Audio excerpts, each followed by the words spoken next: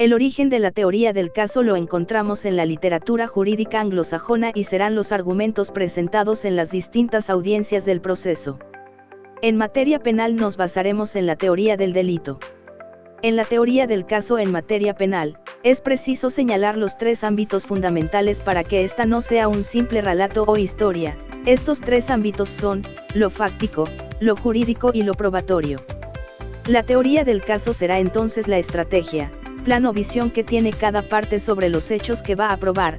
También será el planteamiento metodológico que cada una de las partes debe realizar desde el primer momento en que han tomado conocimiento de los hechos, con la finalidad de dotar de un solo sentido, significativo u orientación a los hechos, normas jurídicas, así como el material probatorio.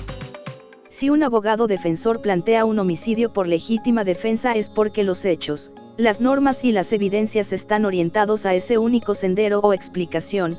De la misma forma, si la autoridad ministerial a ese mismo suceso lo considera homicidio doloso es por la uniformidad de sentido que le arroja los tres ámbitos antes mencionados.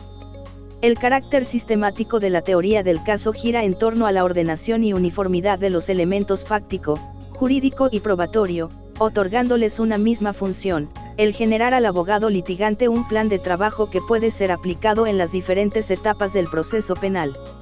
Análisis probatorio, es la reconstrucción de los hechos que el interesado le ha narrado al profesionista en derecho, los cuales son obtenidos primero por medio de la noticia criminal y posteriormente por el acopio de entrevistas y documentación probatoria. Esta va a consistir en la elaboración de proposiciones fácticas que permitan conocer a detalle el suceso materia de imputación penal e identificar los hechos relevantes que permitirán establecer la responsabilidad o no del imputado. Será importante construir proposiciones, es decir, una afirmación de hecho que satisface un elemento legal y se remite a experiencias concretas del caso, experiencias que un testigo puede declarar. Por ejemplo, que el imputado se encontraba en el lugar de los hechos, en el día del homicidio. Que el imputado disparó sobre la víctima. Que la víctima a consecuencia del disparo perdió la vida. Del lado del defensor, podemos citar las siguientes proposiciones fácticas, conducentes a liberar de responsabilidad al imputado. El imputado no estuvo en el lugar de los hechos. El imputado estaba en su casa cuando mataron a la víctima. El imputado no tenía móvil para matar a la víctima. Es importante desmenuzar los hechos materia de proceso, sin caer en generalidades. Los detalles son vitales a la hora de establecer la responsabilidad o no del imputado, no hay que dejar nada por asentado, presumido o sobreentendido.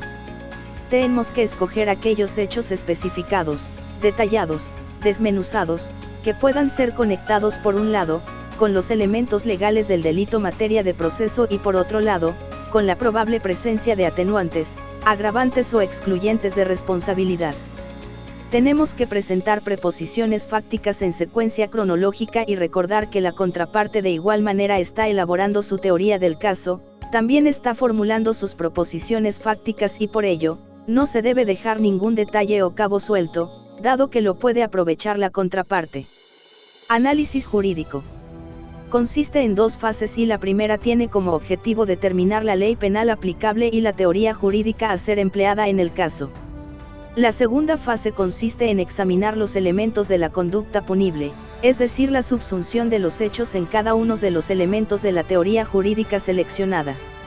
Con relación a la primera fase, la misma consiste en identificar y seleccionar tanto la norma penal como la teoría jurídica a ser usados en el caso. Con relación a la norma penal, se debe tener en cuenta lo siguiente. La observancia del principio de legalidad y sus garantías tales como, taxatividad y la prohibición de analogía. Las reglas de aplicación espacial de la ley penal, esto es, lugar de comisión del delito, así como la regla de territorialidad y sus excepciones. Cuando hablamos de la teoría jurídica, estamos hablando de la teoría del delito, que manejaremos para dotarle de sentido penal a los hechos en materia de proceso. La teoría del delito es una herramienta de trabajo, que permite a las partes analizar de una manera organizada los diferentes contenidos jurídicos y normativos aplicables a una conducta. Nivel de análisis probatorio. Una vez construida la teoría del delito, el paso siguiente es organizar la evidencia de tal forma que la misma apoye la referida teoría. La evidencia tiene como finalidad demostrar que no solamente tenemos una historia, sino un suceso en la realidad. El análisis probatorio consiste en establecer las evidencias o material probatorio que corroboren la existencia de aquellas proposiciones fácticas que configuran o descartan los elementos de la teoría del delito seleccionada. Se le llama sustrato evidencial del caso, es decir, el conjunto de elementos derivados de las fuentes personales, documentales, materiales, etc. Por su naturaleza física, la evidencia se puede organizar por clases. Evidencia personal o testimonial. Es el llamamiento de testigos y peritos. Aquí se comprende la entrevista, si se está en la etapa de investigación, así como el interrogatorio y contrainterrogatorio, si se encuentra uno en la fase de juicio oral. La evidencia documental. Son los documentos, a saber, cualquier superficie que soporte un mensaje comunicante. Estos pueden ser fotografías, planos, pictografías, fórmulas comerciales como cheques, facturas, letras, etc. La evidencia real. Es la evidencia compuesta por objetos, como pueden ser cuchillos, armas, lesión visible en el cuerpo, etc. Por su fuerza demostrativa, la evidencia se puede clasificar en dos tipos. Evidencia directa. Esta establece la existencia del hecho en forma inmediata. Evidencia indirecta o circunstancial. En materia de evidencia real, está dada por el rastro de sangre. En materia de evidencia demostrativa, está dada por fotografía del vehículo donde consta el hundimiento de la puerta cuyo testigo indica que fue a causa de las patadas del ofensor. En materia de evidencia testimonial, sería el caso del testigo que oyó un grito, volvió a ver y pudo constatar que el ofendido estaba herido en el suelo y había varios sujetos, de los cuales uno tenía un cuchillo en la mano. Esta evidencia es indirecta porque si el testigo no presenció la acción típica sino su momento inmediato posterior. Ante lo visto con anterioridad es preciso recomendar lo siguiente. La construcción precisa y clara de la proposición fáctica determina completamente la prueba que necesitaremos. También la prueba puede ser débil o fuerte. Allí donde en las proposiciones fácticas el test de fortaleza o debilidad, es el test de la superposición, en el caso de la prueba el test es el de la credibilidad. Y como último se sugiere anticipar futuros problemas con probabilidad de presentarse, a causa de los efectos que pueda tener la introducción en ciertas evidencias por la contraparte. Estos deben ser siempre revisados y analizados para descubrir sus fortalezas y debilidades, y así poder en el juicio minimizar aquellas y resaltar estas. Ante todo lo aprendido hasta este momento, podemos decir entonces que la tabla de construcción de la teoría del caso será la siguiente. Hechos. Aquí se redactarán las proposiciones fácticas, recordando que los detalles son importantes, no hay que dejar nada por sentado. Teoría jurídica seleccionada. Aquí se identifican los elementos de la teoría jurídica a ser aplicada en el caso, y serán, los elementos del delito, las atenuantes, las agravantes y las eximentes.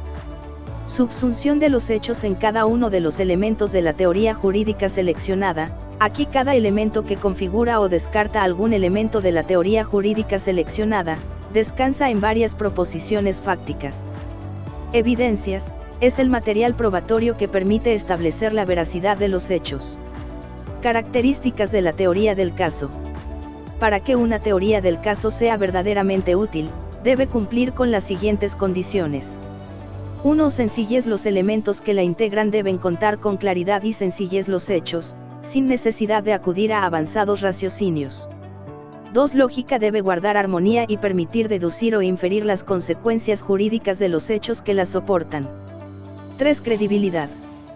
Debe ser persuasiva. La credibilidad está en la manera como la historia logra persuadir al juzgador. 4. Suficiencia jurídica.